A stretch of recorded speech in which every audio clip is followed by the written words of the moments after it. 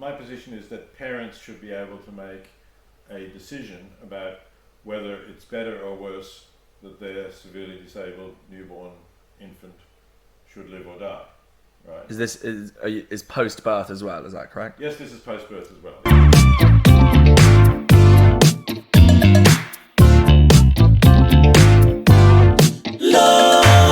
Welcome back, everyone. We're beginning season 3 of the Loaf podcast now. It's episode 1. We're super excited to have a huge season featuring, but not limited to, Alistair Campbell, who's known for his role in Tony Blair's government and much more. Like The Rest is Politics, the current #1 podcast in the UK. Nikita Gill, who's a world-famous Instagram poet. And my personal favourite, Peter Singer, who's with us here today. He's been called the father of the animal liberation movement and of effective altruism. He's a world-renowned academic philosopher and the Ira W Decamp Professor of Bioethics at Princeton University. Peter, thank you so much for being with us here today. It's my pleasure, Oliver. So to kind of break the ice and get us started with the Loaf podcast, and it didn't start as the Loaf podcast because of bread. However, that's kind of a theme that now we're going to keep running through the season, asking all our guests what their favorite kind of bread is. So what's your 5 favorite kind of bread to eat? Maybe when you're in France, is it baguettes, and when you're in the UK? It's not baguettes in France because they're usually white, and I prefer whole grain, multi-grain breads. I do bake my own bread, and actually I'm rather keen on my own bread. It's a recipe that comes originally from something called the Sullivan Bakery in New York, Sullivan Street Bakery, maybe it's called. And the interesting thing that's different, I've been baking bread for quite a while. The thing that's different about this recipe is you use what's called a Dutch oven, one of those cast iron pots with a lid, and you bake. You put the dough into that for half an hour with the lid on, and then you take the lid off and do another half hour, and it produces a fantastic crust. That's the difference, I think, between doing it that way and still sort of moist inside. Do you bake your own bread? Is that for ethical reasons, or is that just the pleasure of breaking bread? It's the pleasure of which is an ethical reason, and reason. also, of course, of having warm bread out of the oven, which everybody enjoys. Yeah, sounds fantastic. Yeah, so do we. So just to begin as a sort of more general topic, something that's a huge topic of discussion right now is freedom of speech. I'm sure you have an instrumentalist idea of freedom of speech, but I just wanted to ask you what your opinions are on the Oxford Union platforming Kathleen Stock, and whether you think that was a wise decision or if there was anything about it that could have been done differently. I don't know enough about how it was done to know if it could have been done differently.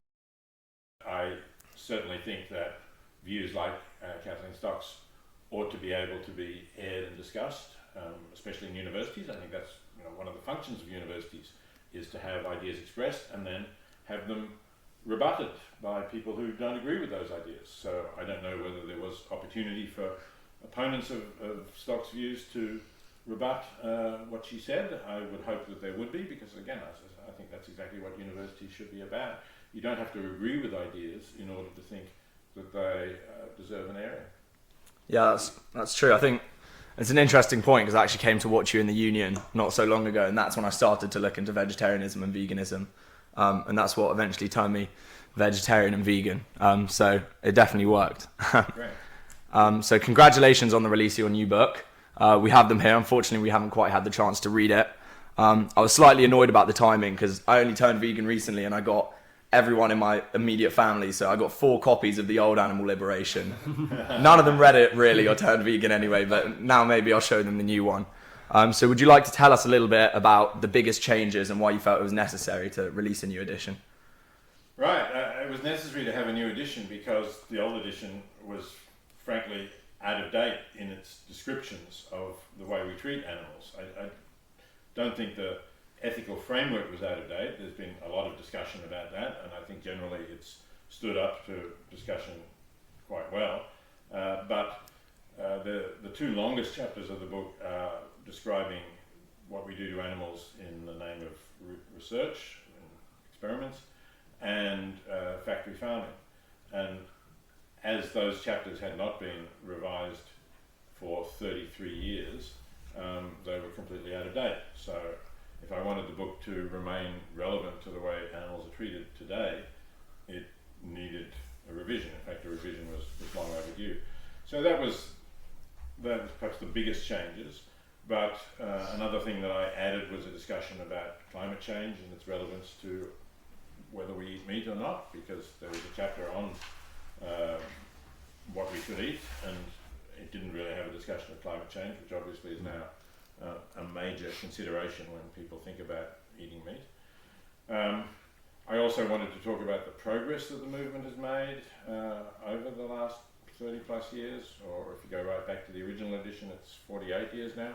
So there was no animal rights movement really in 1975, and I wanted to talk about what that has achieved, as well as talking about what it has failed to achieve, because you have to acknowledge that factory farming, globally at least, is bigger and worse than ever. Did you foresee the impact of your first book as kind of founding the animal liberation movement, or? I wasn't sure what to expect. On the one hand, in my pessimistic moments, I thought, it'll get ignored because treatment of animals is just not one of the issues that progressive people at that stage were taking much note of. They were interested in opposing the war in Vietnam. I think that was still going. There was obviously civil rights movement. There was feminist movement, women's liberation it was then called, and there was start of a gay liberation movement too.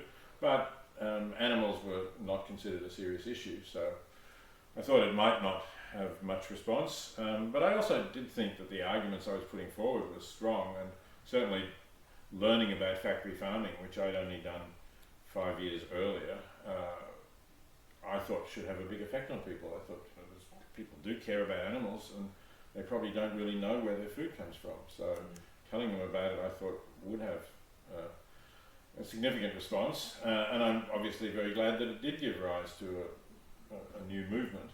But at the same time, I'm disappointed that the majority of people are still eating meat, and therefore factory farming is still around. Yeah, thank you. I'm looking forward to reading the book in full. I read the preface and some of the first chapter again. I was comparing the first chapters and the beginnings of which are quite similar. I suppose now you're using veganism as a known term, which I suppose helps as well. Yes, that's right. Nobody would have known what that meant in 1975. Exactly. Now, to bring on to the argumentative side of your position, you argue in A Life You Can Save that people should donate a certain amount of money only to make that psychologically realistic or viable, or rather, there's only need to donate a certain amount as long as that remains kind of viable. How is this different to veganism, and why don't you advocate for reducitarianism instead to make that kind of parallel? Well, one difference is, I suppose, that money is always going to be a certain amount somewhere on a scale, depending on how much you have that you can spare. In my original 1972 article, I suggested a strong version of the argument would lead to giving away to the point of marginal utility, where if you gave away more, you would do as much harm to yourself as you would benefit someone else. So you could say in that way there's a kind of a natural line, but that's a very extreme and demanding ethic, and I certainly don't live up to it myself, so I'm not really advocating that. But when it comes to what we eat, I think we can. I don't think it's not all that difficult nowadays to be vegan, or I'm not really strict about there being no exceptions, and I think what we should think about is the consequences. So the really hardline vegans don't think that I'm a vegan because I'm prepared to eat oysters, for example. Because I don't think oysters have a nervous system that means that they can feel pain, and I don't see any environmental problems with eating oysters. So I don't think if people say, well, look, I really care about eating meat and I'm not prepared to give it up, but I'll reduce it dramatically and only eat it 2 days a week, that's making progress. That's like somebody who's quite wealthy and says, well, I'll give 10% of my income, although really they could quite easily give 20, 30, 40% without much hardship. But I'm still going to praise people in that situation who give 10% of their income, because they're doing so much better than most people are. That's really interesting, and it's interesting that you bring up oysters, because you mentioned Earthling Ed, and I asked him that question, Earthling Ed, about mussels and oysters and how that can actually be quite sustainable, how they don't feel pain, and then I kind of compared that to avocados and the amount of, and it's not directly comparable, but avocados and the amount of, for example, water that's used there, the amount of bees used to transport avocados, and I think it was quite a strong argument to say, well, mussels, oysters, they don't feel pain, so what's the issue with eating them? What did Earthling Ed respond to that? I would say, with all respect, he floundered a little bit in his response because I think it did kind of catch him off guard. I think Earthling Ed is definitely maybe more of a hardline vegan than you might be, and might consider somebody who makes exceptions not to be vegan. Yeah. I think he's potentially one of those vegans. I think that's true. We had some discussion at the event I had last Sunday, which I was in conversation with him, and yes, I was prepared to be a little softer on people also, conscientious omnivores who are careful about selecting meat from animals who've had good lives, not been in factory farms, and again, I think they're in one sense they're on the same side as I am, in that they're opposed to factory farming, which seems to me the greatest evil in this area of producing animal foods. On the other side, I agree that they're not going as far as they ought to, but we need to have allies. If you're really strict about it, you reduce the number of people who are going to be on your side in these discussions. I mean, bringing this back to this Earthling Ed, we also had Mike the Vegan on the podcast. I'm not sure if you're familiar with him. No. Yeah, no, he's just a vegan YouTuber. And there's also Cosmic Skeptic, who's arguably one of the biggest vegan influencers in this day and age, obviously, apart from you. But anyway, we ran into him outside Tesco's a couple months ago, and this was before he had announced that he was no longer vegan. My colleague, so Ollie, he went up to Cosmic Skeptic, because Cosmic Skeptic used to go to Oxford, and he's like, "Oh my god, thank you so much for making me vegan." And Cosmic Skeptic said, "Well, I'm no longer vegan." So we got that news before it was announced publicly, and I was wondering what you think about Cosmic Skeptic, his conversion away from veganism, and if you think that might have an impact on the animal rights movement. You have to tell me more about why he ceased to be vegan, because I didn't notice. Yeah, because I saw that you were on a podcast with him. Basically, he cited mental health, lack of ability to put on substantial weight, IBS I think as well. And yeah, I was wondering how wide your scope is, because obviously you wouldn't tell someone in extreme poverty to go vegan, or would you consider mental health as a substantially compelling reason not to go vegan? I haven't really heard of mental health as a reason for not being vegan, because I'm not clear what the connection between eating meat and mental health is. I could understand digestive system problems, and if somebody really cannot digest protein that is not of animal origin, say, I would consider that a reason for perhaps moving to being a conscientious omnivore and finding animal products that you can digest, but from animals who've really had good lives and been slaughtered without being trucked to a slaughterhouse.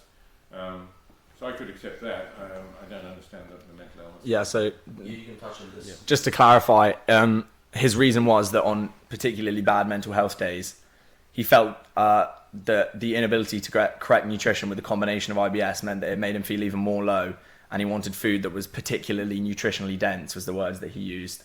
So it's a difficult one, because there are nutritionally dense vegan foods, but that was basically what he cited as potentially for micronutrients and that sort of thing. It's maybe easier to get a balance. When he was on tour and stuff as well, he said he was often eating really kind of cheap food at airports and train stations, and it kind of made it difficult to remain. So I think that's another grounds for exception about being strictly vegan. Yes, when you travel it can be very difficult, and especially if you're traveling for a long time and you're in places where it is difficult and you're not getting adequately nourished, but you need to perform for your work. Again, it's not, I'm not an absolutist about rules, so if under those circumstances you try to find the least harmful food that will provide you with adequate nourishment and will mean that you're not depressed because you're feeling undernourished, or you don't have your irritable bowel syndrome. I can understand that, but then I think when such a person returns to England, where it's quite easy to get vegan food, why not go back to it? Thank you. Yeah, thank you. I actually agree with you, but obviously I haven't had a sufficiently in-depth conversation with Cosmic Skeptic about it to get into it, but hopefully we can get him on the podcast one day.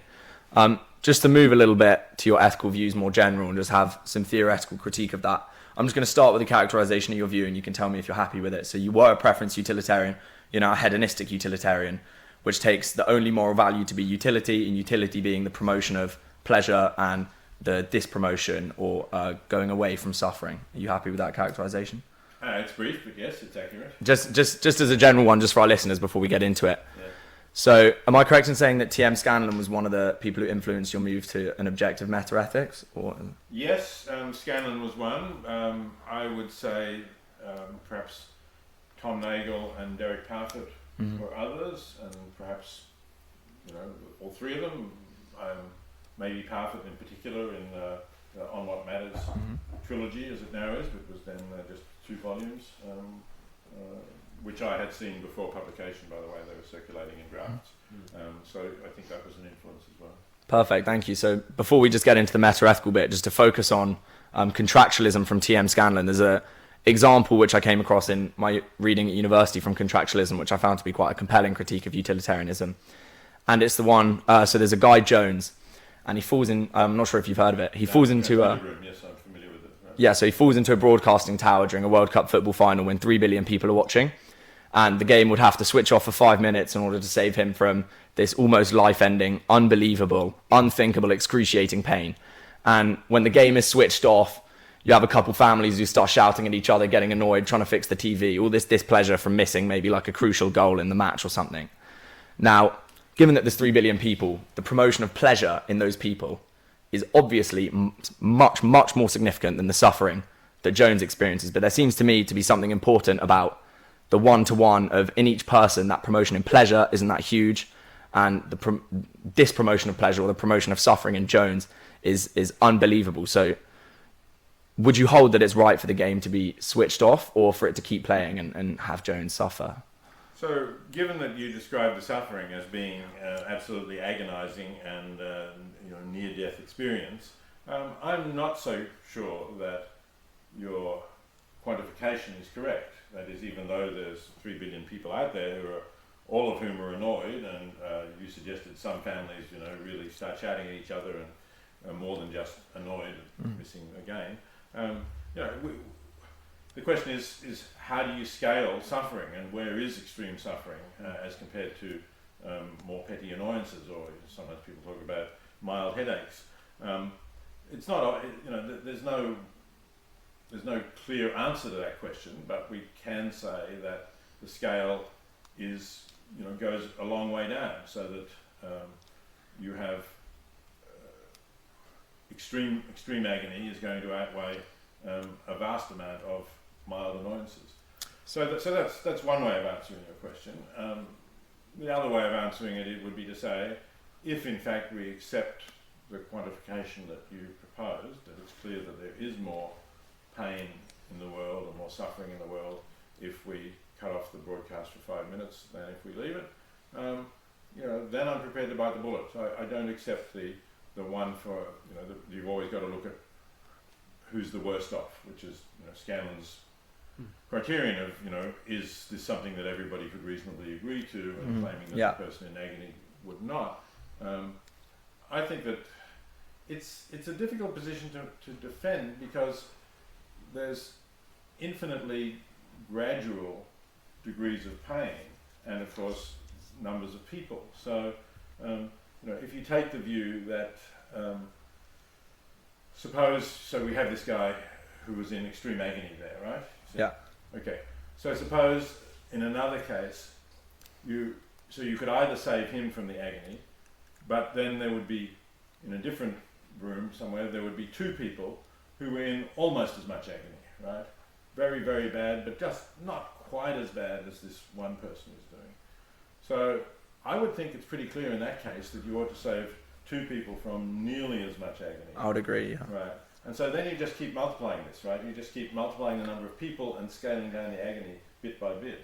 And it's not clear where that is supposed to stop. There's no obvious line. I think that I agree with a lot of what you said. I think that's maybe an issue with quantification and measurement in utilitarianism more generally, because for me, and you obviously don't have to agree because you did bite the bullet, there's something about that level of extreme suffering which, even if the quantification is correct, so you could scale it, you could have 1,000 people suffering like that, and if there was the removal of enough mild headaches, then 1,000 people in extreme agony would be justifiable on the basis of a bunch of people not having a headache, and a headache is something you can clearly deal with. So how do you deal with these issues of quantification in with utilitarianism as a decision-making principle?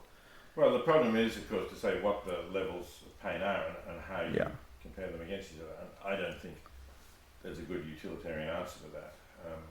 You know, maybe at some stage when we know a lot more about brains and pain systems and so on, we'll get somewhere. But I'm not sure to what extent it's an empirical question and to what extent it's a normative judgment. But I do think, you know, that it's up to someone who holds that contractualist view that Scanlon does to say where the cutoff is, right? I mean, they can say, well, extreme agony always outweighs any number of mild headaches, but let's start scaling down the extreme agony, and at some point they're going to have to say, well, now it doesn't. That's not extreme enough to outweigh the mild headaches. But where and why? So that has a somewhat similar problem in a way. Well, there's loads of tiebreaker issues and sort of similar suffering and stuff in contractualism, but just to move away from contractualism for a second, you said about how it's kind of difficult to measure. Utilitarianism as a value system is distinct from utilitarianism as a decision-making principle.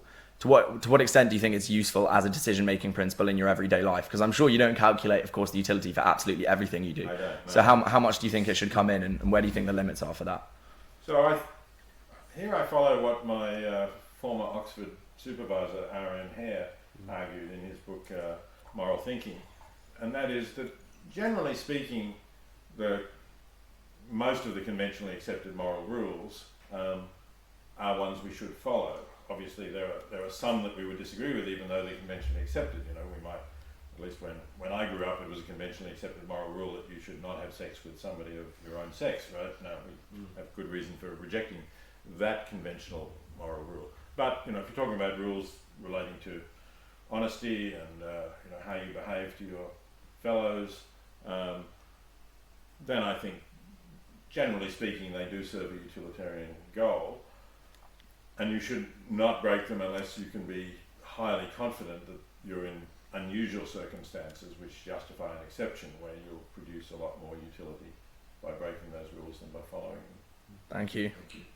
I wanted to move to a common critique of utilitarianism at undergraduate levels, the experience machine. So this matrix-esque idea that this idea that you can have this exact same experience in a different machine, but it's not real life. And I feel like the principle of utility would compel you to agree with the claim that a life identical to yours, however mediated through Nozick's experience machine, would provide the exact same value, excluding considerations about the impact on other people. Is this where your intuition actually leads you, or do you just dismiss this base intuition for other reasons, perhaps? It's not where my intuition leads me, but it's where my ethical theory leads me, and I don't trust my intuitions when they do clash with my ethical theory, if I'm reasonably confident about the grounds there. I think the reason my intuition leads me the other way is because of something that you briefly bracketed, and that is the effects of being in the experience machine on others. Right? So I think in the world that we live in, to go into the experience machine would clearly be wrong.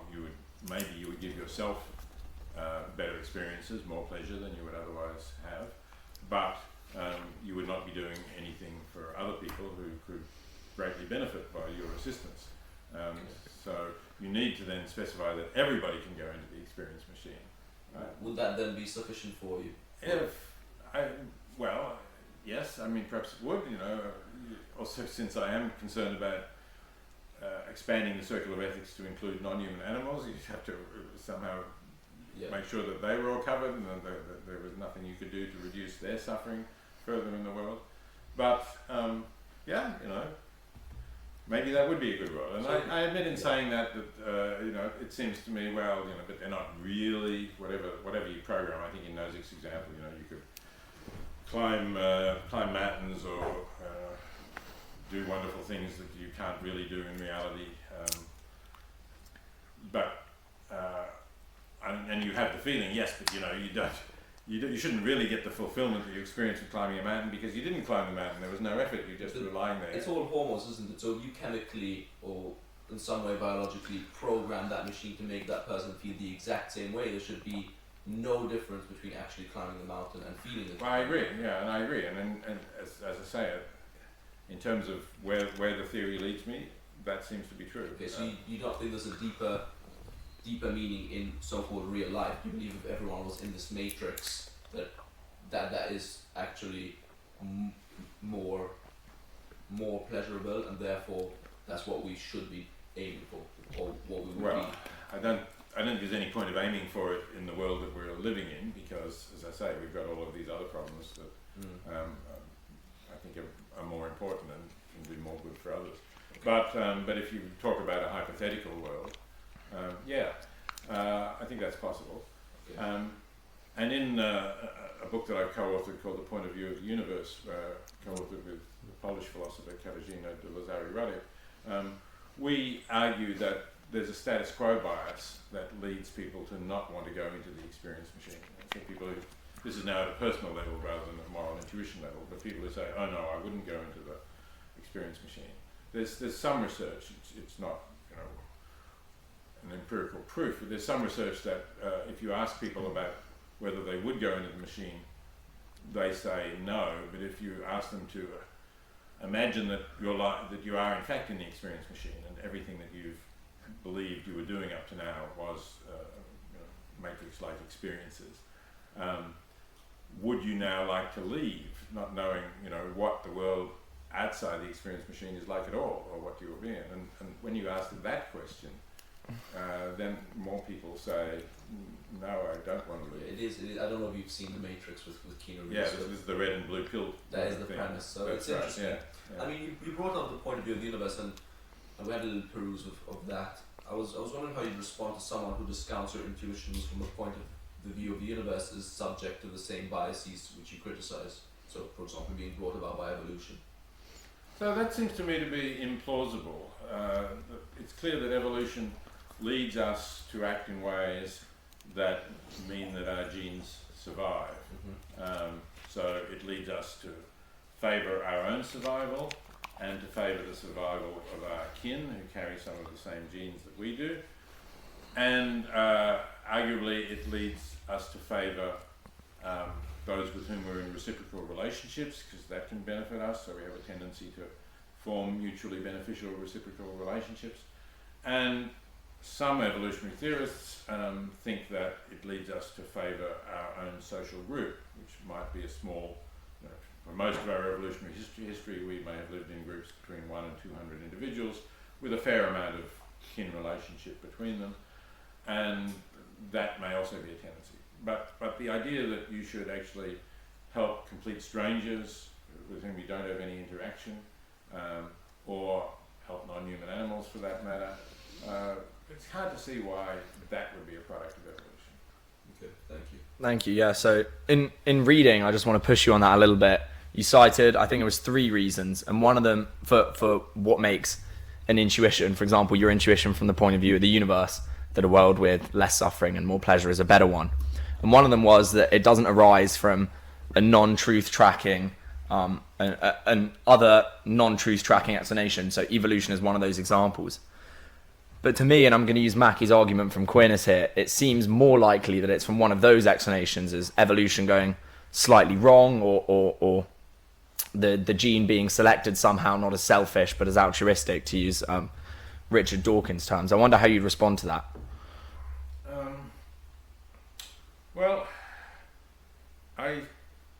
If you're appealing to Mackie's argument for Aquinas, then you're rejecting objectivism in ethics, and that's obviously a debate of its own. You could see it to be reliable if there's not a good explanation where it comes from a non-truth tracking thing, such as evolution. But to me, that's only reliable if balanced against the other probabilities, and abductively it's the best explanation. So for me, just to summarise Mackie's argument from Aquinas a little bit, if objective moral truths do exist, they are unbelievably different to anything that we encounter now. We see mathematical truths and we understand them, and so it seems we could understand the realm that they might exist in. They're descriptive, which is slightly different from normative. So it seems to me less likely that there's a whole other ontological realm whereby there's sort of these normative truths which bind on us, than that evolution somehow went wrong, or some explanation of that sort. Okay, so this is exactly the sort of debate that I had with myself when I considered whether to move from my meta-ethical position, which when I was a graduate student here followed hair, and so it was a prescriptivist position in which there are no objective truths, although hair, of course, for hair it was a universal prescriptivism which looked a bit like an objective truth but wasn't really when you analysed it. And yes, I held that view for many years, and this was at the time when Mackie was here, and I knew John Mackie quite well, and I did find those arguments quite strong, but I also think that there is, yes, you're right that there's a difference between mathematical truths and normative truths. And another example you could mention is logical truths, the rules of the valid reasoning in syllogisms, for example. And is that descriptive or is that normative? That's a difficult, it's not so clear. So I think that given that, it's certainly defensible to say that the idea of objective normative truths is as plausible or more plausible than the idea that somehow we have this intuition about looking at things from the point of view of the universe because of evolution gone wrong in some way.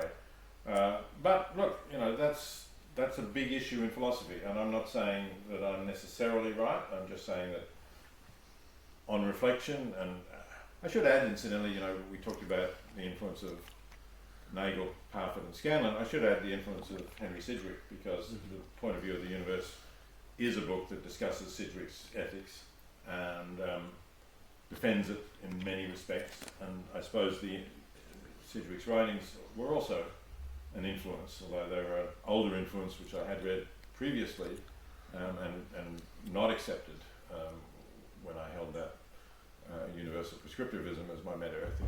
But it, going back to Sidgwick and reading it seemed more plausible to me than it had before.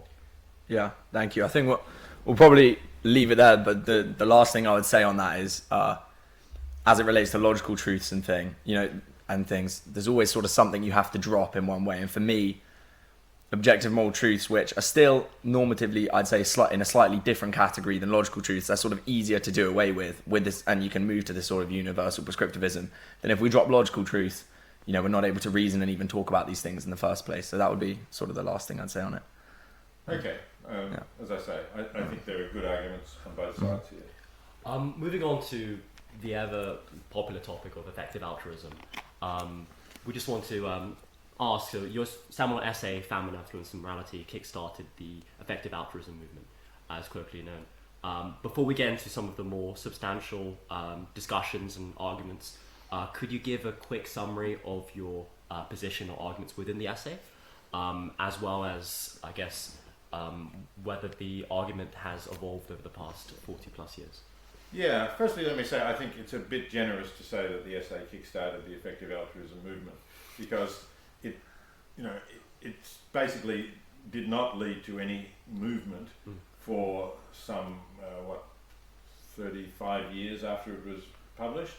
So I think you have to give a lot of credit to people here at Oxford, particularly to Toby Ord and William Caskell, for certainly they had read the essay and it had an influence on them, but in terms of saying yes, this is important and more people should know about it, and in particular people should also know about how to be most effective in their giving and in their efforts to reduce suffering.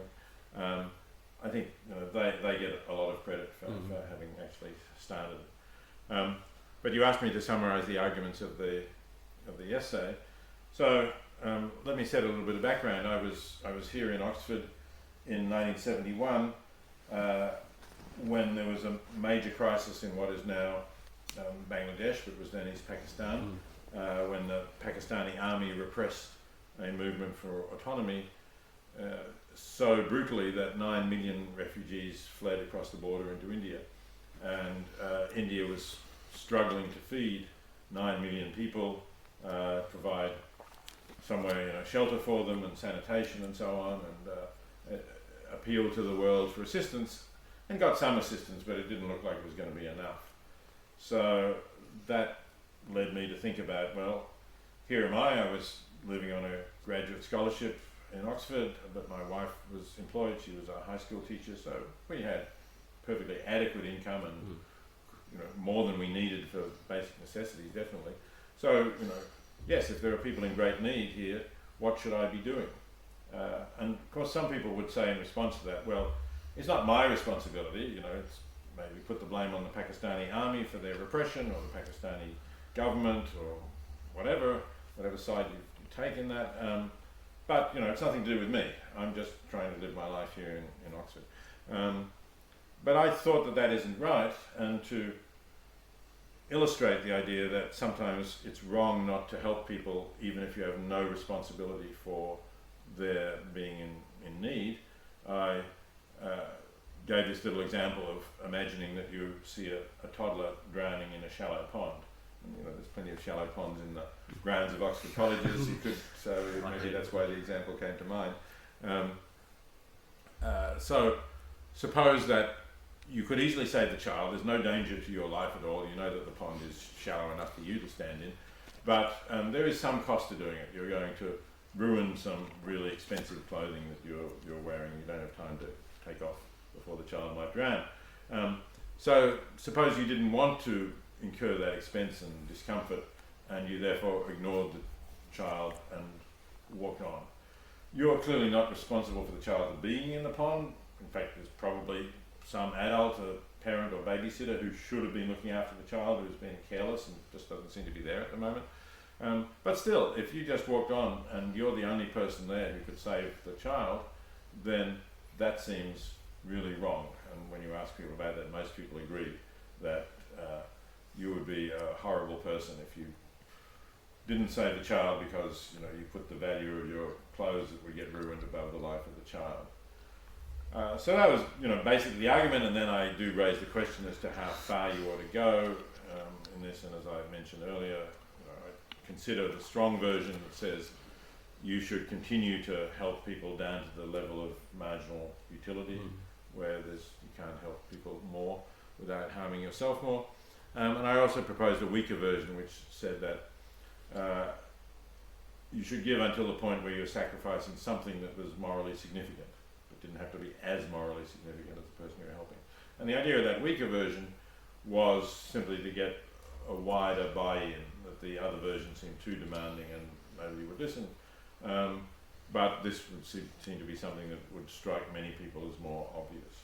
So that was the argument of the article. It's very interesting because I read this essay for secondary school during my A-levels, and it's very amazing to hear the author of that essay recount the argument to me right now.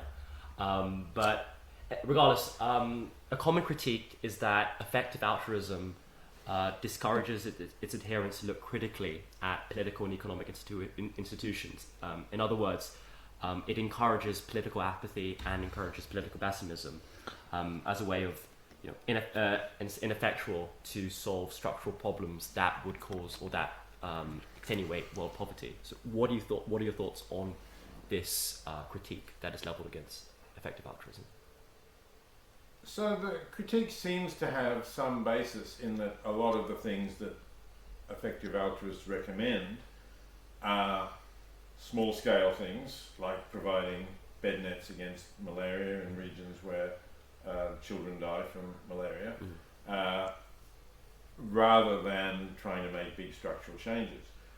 But I don't think there's anything in principle about effective altruism that says you shouldn't try to make big structural changes. What you need to think about then is, what are the chances that I will succeed in making a big structural change? And those chances might be quite small if you're confident that the change you're aiming at would actually have huge benefits, right? So it depends what it is people are talking about. When I speak about this, I sometimes get people standing up and saying, look, the problem is the capitalist global economic order, right? That's what you should be trying to change, not band-aids like bed nets, right? But, then I ask that person, so firstly, what are you going to replace for the capitalist economic order? And secondly, how, if you can answer that question, how are you going to get there? Right? And I've never really had a good answer to either of those questions. So I think the chances of actually achieving something on that scale are so slight that I don't think it's worth putting your time and energy into it. But if you disagree, then you could still be an effective altruist. You could say, I've got this theory of how we can bring about this change and what the change is that we need. And I think that benefits of that are so great that even the small probability that my efforts will make that more likely is worth doing. There's nothing contrary to effective altruism in that particular statement. It's just a matter of, can you really make that factual claim?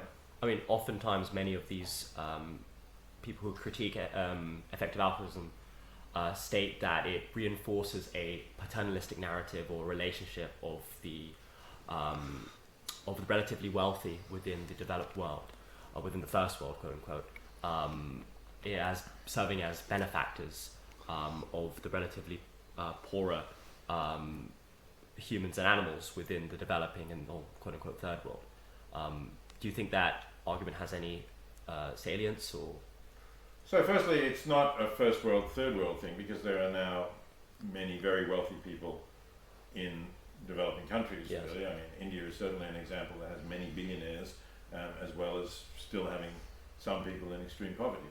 So effective altruism obviously isn't limited to first world billionaires. It's open to people with wealth. They don't have to be billionaires. It's open to anybody who has more than they need to meet their basic necessities of life to participate in. It may be true that so far there's been more buy-in from people in first world countries, but certainly the organisation that I founded, The Life You Can Save, is actively trying to partner with organisations in India to have transfers from people who are wealthy in India to people who are in poverty in India, and to find the most effective charities, the most effective Indian charities that can work there. So I don't think it's just first world, third world, or white people, white saviours versus brown people or black people or something of that sort. But it is something about appealing to people with more money than they need to live on. That's certainly true, because they can help people in extreme poverty. And why ask people in extreme poverty to help other people? They've got to look after themselves. So I think it's just a fact about the world that wealthier people have the opportunity to do more good and to help more people than people who are less wealthy. And in terms of being paternalistic, I think you ought to ask the people who are receiving the assistance. Do they feel like it is demeaning or they're receiving? Is it demeaning to say, look, we know that you're worried about malaria, that you get malaria yourself, and it's a pretty nasty disease. I actually happen to have had malaria a long time ago from when I was in New Guinea. And it's a nasty disease even if it was not life-threatening for me, but it is life-threatening for small children in particular. So, would you like a bed net which will protect you against malaria or protect your children against malaria? Nobody is being forced to say, yes, I'll take one. So I don't see that it's demeaning that they're being helped. I think they welcome that assistance, or most of them do, and if they don't, well, sure, they don't have to take it. Thank you. And just on that point, for anyone, since we're tying up the effective altruism part, for anyone who's kind of convinced by your arguments and want to help, am I correct in saying that you sort of set up an effective altruism foundation for finding the charities which are the most effective? And if I am, could you maybe give a website or something to point our listeners to if they want to help? I set up an organisation called The Life You Can Save, named after my book with that title, and it curates a list of 20-something at the moment organisations who have been independently vetted and audited as being highly effective, as giving you really good value for your money if you donate to them. So you can go to that at thelifeyoucansave.org, and if you want to read my book, The Life You Can Save, you can download it free either as an ebook or an audio book from the same website. And by the way, if you choose to donate to the charities that you will see listed there, and there's information on each charity, you can click on something and it will take you straight to the charity's own page where you can donate, and The Life You Can Save does not take anything from, so 100% of your donation will go to the organisation that you choose. We obviously have some other donors who give directly to the Life You Can Save to support the running of the organisation. It's not free to do it, but your donation, if you choose, will just go to the organisation that you think the one you most want to support. Thank you so much. So just before we sort of wrap up, I wanted to ask a last question about one of your more controversial views, and this is one where, you know, cancel culture is becoming a big thing. It's definitely been controversial, but I wouldn't say you've been cancelled quite yet.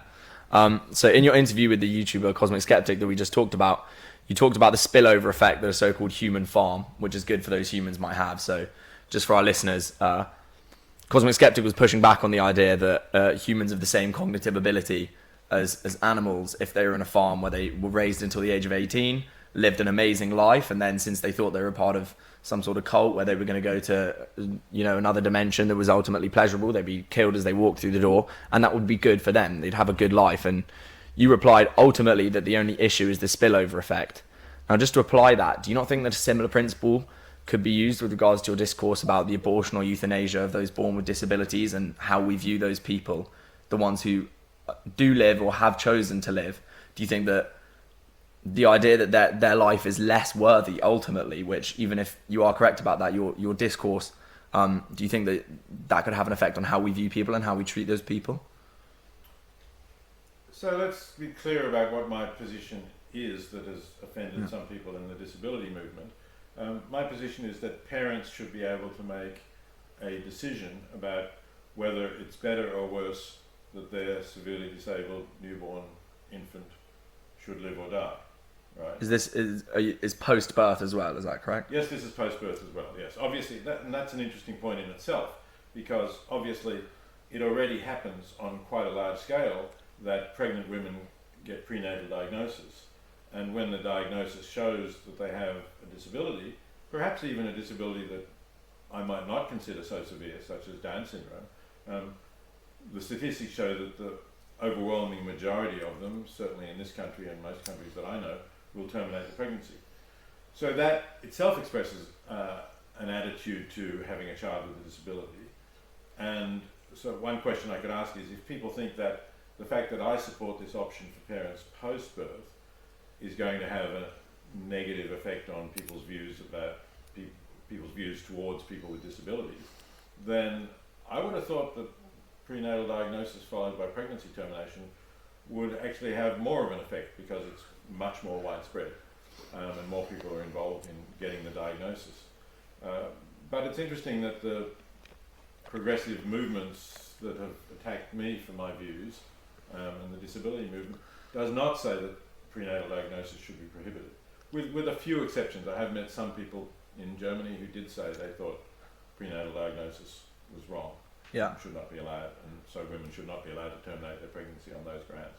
But most of the people who I meet don't say that. So given that what I'm talking about would be much rarer, especially if you do allow prenatal diagnosis, because many of these conditions would be detected in utero, so is it really going to have that much effect?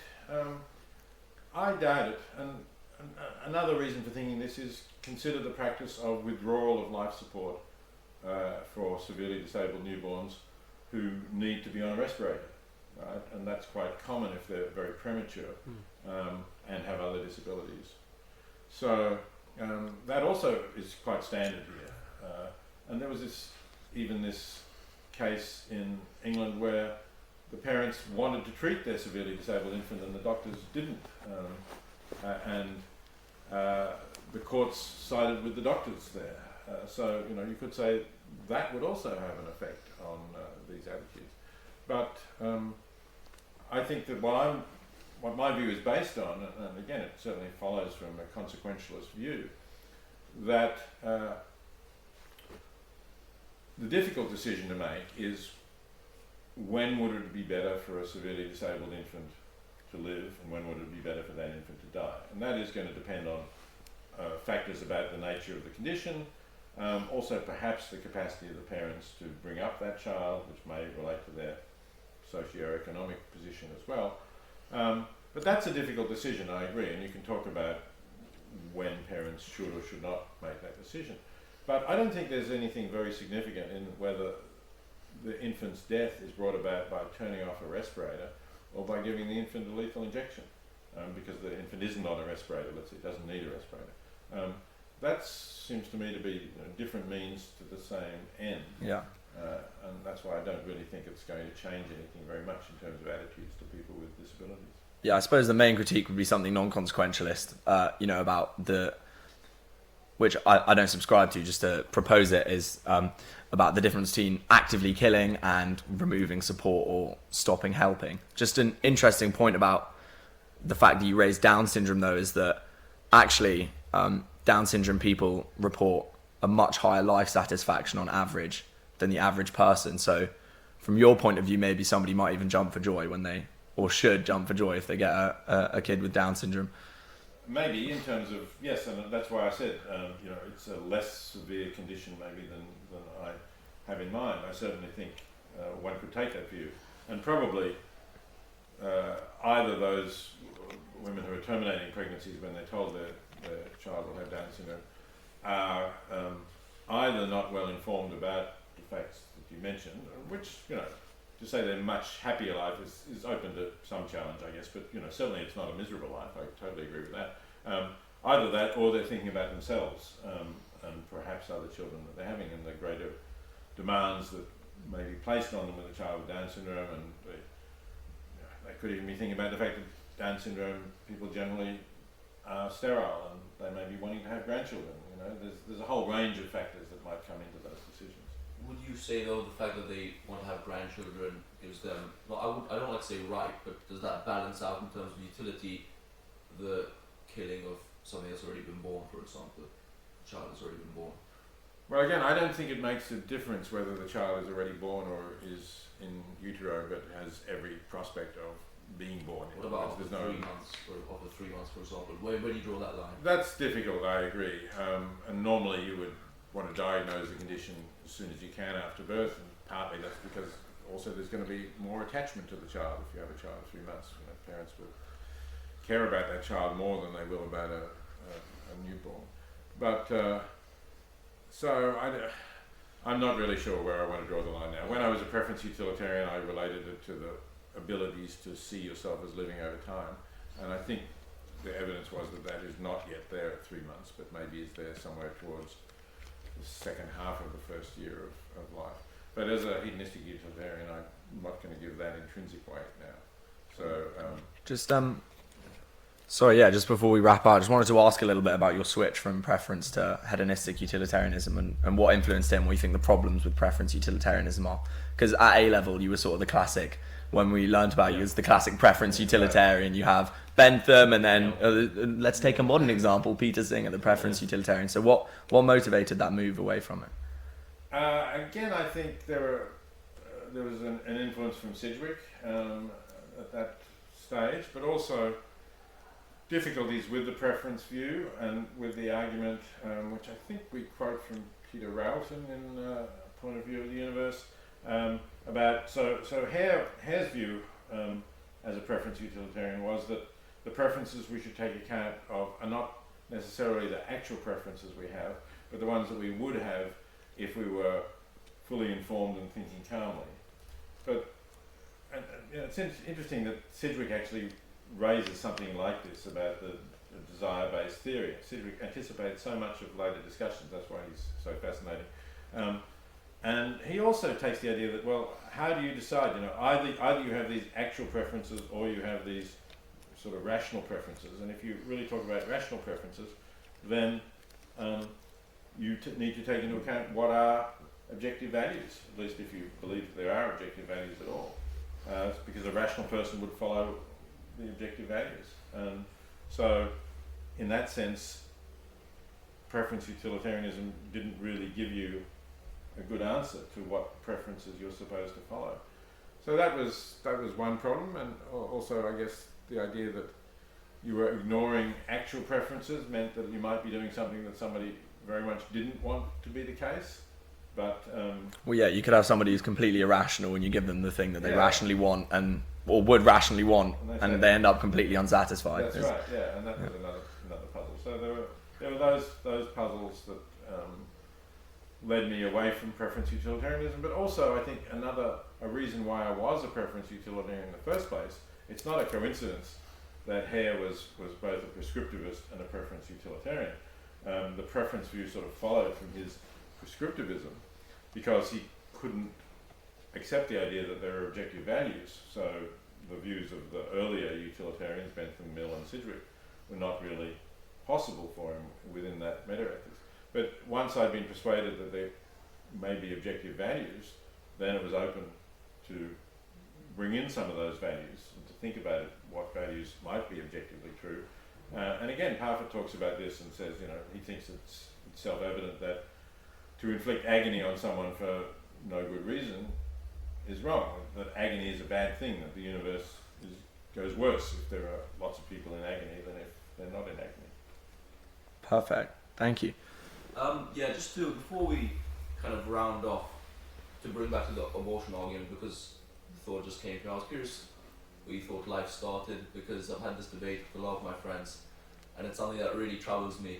Where does life start? Is that for you the second that the zygote and the zygote is formed? Well, firstly, there isn't any such second because it takes some hours for the sperm to penetrate the egg, so you're going to have to decide whether you want to take the moment that the sperm begins to penetrate the outer layer of the egg, although at this stage there's no genetic mixing because the genetic nucleus of the egg is in the centre, and it takes some time for the sperm to make its way through to the centre and for that genes in the sperm to start mixing with the genes in the egg. So is that the moment you want to take? I mean, it's certainly, there's no single second. Okay. So you would have to draw a line somewhere there. But secondly, I'm quite prepared to say in general that life begins at conception. That seems to me a biologically true statement. The life of an individual, not life as a whole, because obviously life is a continuing process and began billions of years ago somewhere in the sea, presumably. But the life of an individual being, human being, if this is what we're talking about, begins at conception. But that doesn't answer any moral questions. That only answers a moral question for those who say sanctity of life. Exactly. It's always wrong to take the life of an innocent human being.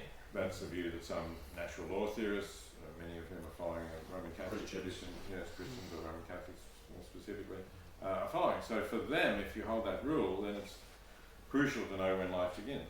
But if you don't hold that rule and you think there are other factors that matter about when it's right or wrong to end a life, that's not the important question. When life begins is just taking you down a dead end, I think, that doesn't advance the moral argument. Thank you very much. I think that's all we have time for. Yeah, thank you so much for coming on. I've enjoyed the discussion. Good questions all around. Thank you. I'd just like to know if you had maybe any concluding thoughts that we could end on. Anything you'd like to say maybe about your book, about veganism or anything else in general? Well, let me just say in general, I think ethics is a wonderful subject to study, not only because we've had a really interesting discussion and anybody listening to this can see that there are deep and difficult questions, but also because ethics does change lives, and that's what makes it such a remarkable area of study compared to most other things that people do, which rarely change people's lives. And I've seen that again and again. And you mentioned that you become a vegan as a result of ethical arguments. Other people donate to effective charities as a result of ethical arguments. So I think this is really important. I would encourage people to think about this, and I would encourage people to think about it not as a merely theoretical question, but also as a practical question. How am I going to live? What are my values? And how am I going to live in accordance with those values? Do you have any specific thoughts to undergraduate students or university students about their ethical journeys, or how would they advance their learning in philosophy? Do you have any thoughts? Well, obviously, from what I'm saying, I hope that they will do some philosophy, and specifically that they will do some ethics and get interested in it. But also to undergraduates, you have your lives in front of you. You have your career choices in front of you. So think about that, and think about the career that will do some good, perhaps do the most good if you're up for that. But I think often it's one that you will find rewarding and fulfilling as well. It'll be more meaningful if you are not just thinking about yourself, but doing good in the world as a whole. Thank you very much. Thank you so much.